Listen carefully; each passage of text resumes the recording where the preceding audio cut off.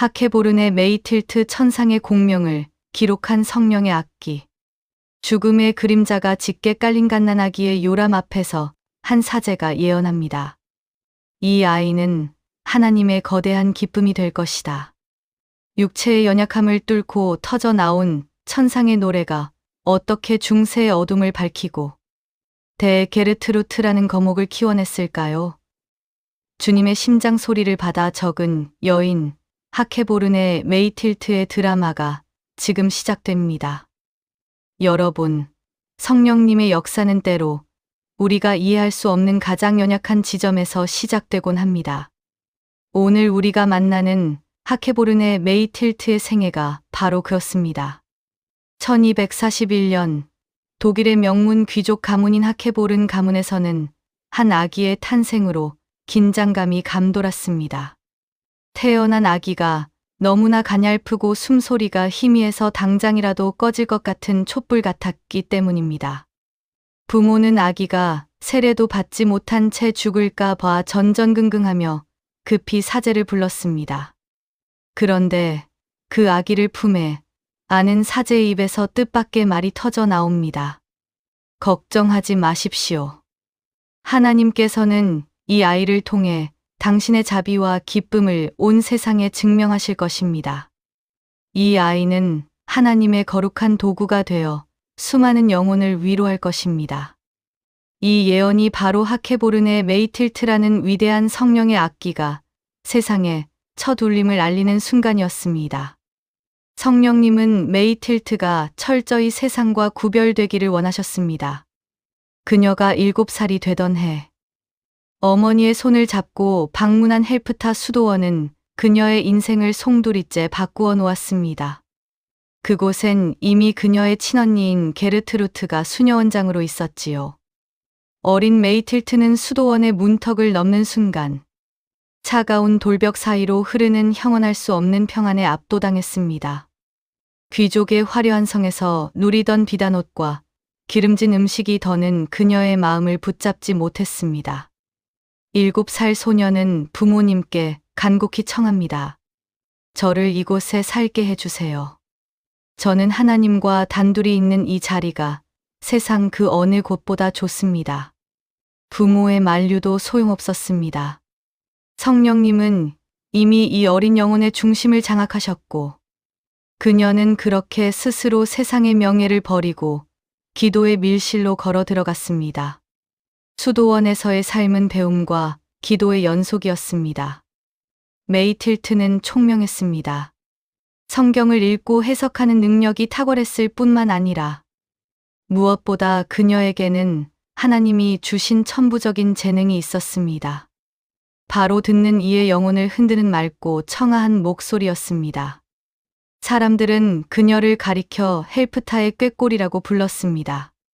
그녀가 성가대석에서 찬양을 시작하면 수도원의 공기조차 숨을 죽이는 것 같았습니다. 하지만 메이틸트에게 찬양은 단순한 음악이 아니었습니다. 그것은 성령님과 나누는 가장 깊은 사랑의 대화였습니다. 그녀는 노래하는 중에 자주 깊은 환상에 빠져들었습니다. 성령님은 그녀의 귀를 여셔서 천상의 노랫소리를 듣게 하셨고 그녀는 지상에서는 한 번도 들어본 적 없는 그 거룩한 멜로디를 세상 밖으로 쏟아냈습니다. 이 시기 성령님의 역사는 메이틸트라는 한 개인을 넘어 그녀가 머물던 헬프타, 수도원을 전 유럽 영성의 중심지로 변모시켰습니다.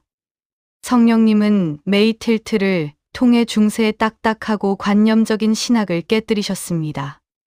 당시 하나님은 멀리 계신 엄격한 재판관으로만 여겨졌지만 메이틸트가 경험한 성령의 역사는 달랐습니다. 그녀는 환상 중에 주님의 심장 안으로 초대받았습니다. 예수님은 그녀에게 당신의 가슴을 열어 보여주시며 그 뜨겁게 고동치는 심장의 박동을 직접 듣게 하셨습니다. 메이틸트는 고백했습니다.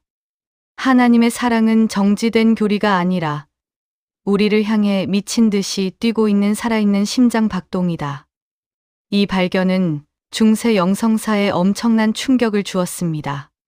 하나님과 인간의 인격적인 연합, 즉 예수 성심의 사랑이 성령의 조명을 통해 메이틸트의 삶에서 구체화된 것입니다.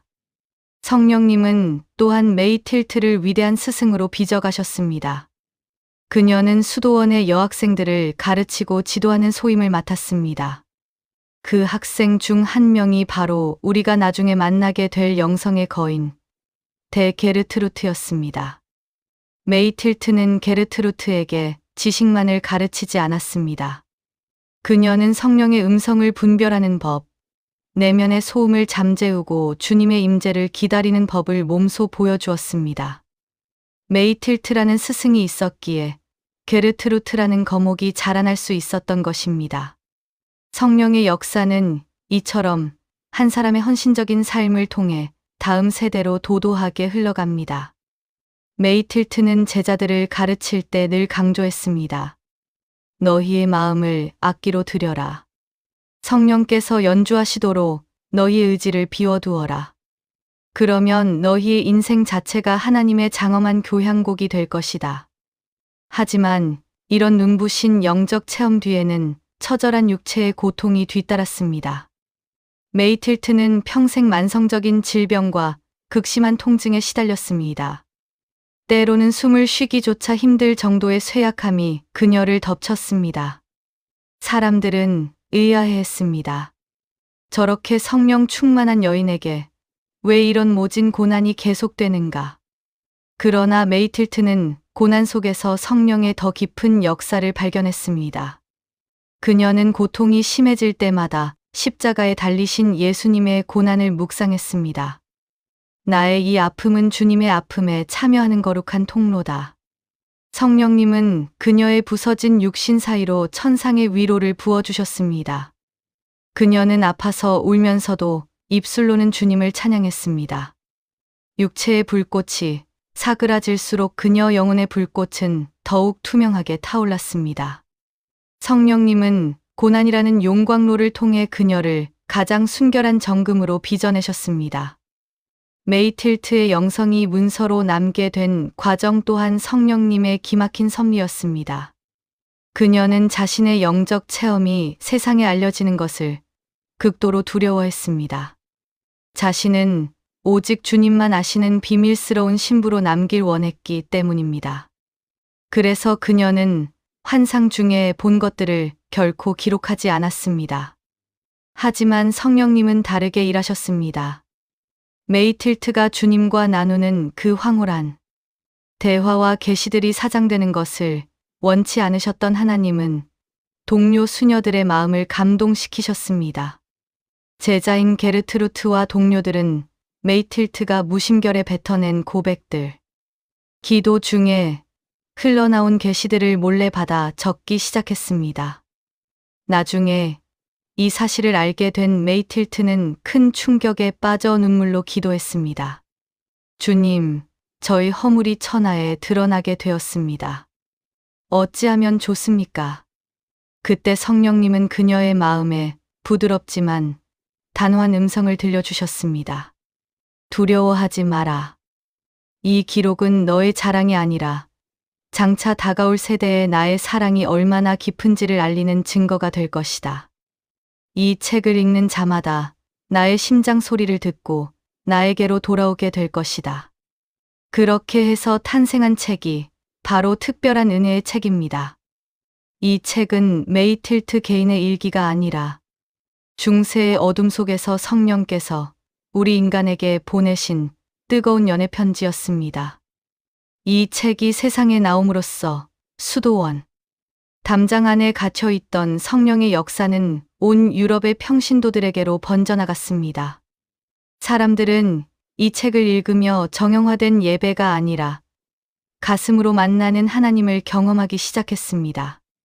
평신도 신앙혁명의 씨앗이 이 거룩한 기록을 통해 뿌려진 것입니다. 노년의 메이틸트는 더욱 깊고 투명한 영성의 세계로 들어갔습니다. 시력은 약해지고 몸은 더욱 쇠약해졌지만 그녀의 영화는 그 어느 때보다 밝게 깨어 있었습니다. 그녀는 임종을 앞두고 동료 수녀들을 불러 모았습니다. 그리고 마치 천국 잔치에 초대받은 신부처럼 환한 미소를 지으며 말했습니다. 사랑하는 자매들이여, 이제 나는 나의 영원한 연인이신 예수님의 심장 속으로 들어갑니다. 그곳은 내가 평생 그리워하던 나의 진짜 고향입니다. 여러분, 나의 죽음을 슬퍼하지 마십시오. 이것은 나의 노래가 완성되는 순간이며 성령님의 지휘 아래 영원한 합창에 참여하는 축제의 시작입니다. 1298년 11월 19일, 하케보른의 메이틸트는 그렇게 주님의 심장 안으로 완전히 녹아들어갔습니다. 그녀가 떠난 뒤에도 성령의 역사는 멈추지 않았습니다. 메이틸트가 심어놓은 예수 성심의 영성과 내면의 사귐은 독일 신비주의라는 거대한 강줄기를 형성했습니다. 그녀의 가르침은 훗날 마이스터 에크하르트, 요한네스 타울러를 거쳐 마침내 마르틴 루터의 종교개혁에까지 깊은 영향을 주게 됩니다. 루터가 강조했던 하나님과의 인격적인 관계, 말씀에 대한 뜨거운 반응은 이미 수백 년 전 헬프타 수도원의 작은 골방에서 메이틸트가 성령님과 나누었던 그 사랑의 고백들 속에 잉태되어 있었던 것입니다. 하나님은 한 여인의 순결한 헌신을 통해 종교개혁이라는 거대한 역사의 수레바퀴를 미리 준비하고 계셨던 셈입니다. 사랑하는 여러분, 오늘 하케보른의 메이틸트의 생애를 통해 우리는 무엇을 보았습니까? 성령님은 화려하고 강한 자를 통해서만 일하시는 분이 아닙니다. 오히려 태어날 때부터 죽음의 문턱에 서 있었던 연약한 존재, 자신의 이름을 감추고 오직 주님의 심장 소리에만 귀를 기울였던 그 낮은 자를 통해 역사의 거대한 흐름을 바꾸셨습니다. 여러분의 삶이 지금 고달프고 연약해 보입니까? 메이틸트를 붙드셨던 성령님은 오늘 여러분에게도 동일하게 말씀하십니다. 나의 사랑하는 자야, 너의 인생을 나의 손에 맡겨라. 내가 너를 세상에서 가장 아름다운 찬양의 악기로 연주하겠다. 메이틸트가 들었던 그 주님의 심장 박동 소리가 오늘 여러분의 귓가에도 들려오기를 소망합니다. 여러분의 일상이 단순히 생존을 위한 몸부림이 아니라 주님과 하나 되어 부르는 신비로운 노래가 되기를 간절히 축복합니다. 하케보른의 메이틸트가 보여준 그 순결한 사랑이 오늘 이 영상을 보시는 여러분의 마음속에 성령의 불꽃으로 다시 타오르기를 소망합니다. 이 영상이 여러분의 영혼의 작은 울림이 되었다면 구독과 좋아요로 이 거룩한 신앙의 기록을 온 세상에 전하는 여정에 힘을 보태 주십시오. 여러분의 동행이 성령의 역사를 증거하는 귀한 통로가 될 것입니다. 성령님의 역사는 이제 헬프타 수도원의 찬란한 빛을 넘어 중세 영성의 가장 깊은 심연으로 우리를 안내합니다. 다음 76번 영상에서는 메이틸트의 제자이자 중세 영성의 완성자라 불리는 대 게르트루트의 삶을 통해 우리 내면을 성소로 삼으시는 성령님의 더 깊은 역사를 나누겠습니다. 시청해 주셔서 감사합니다. 하나님의 은혜가 늘 여러분과 함께 하시길 기도합니다.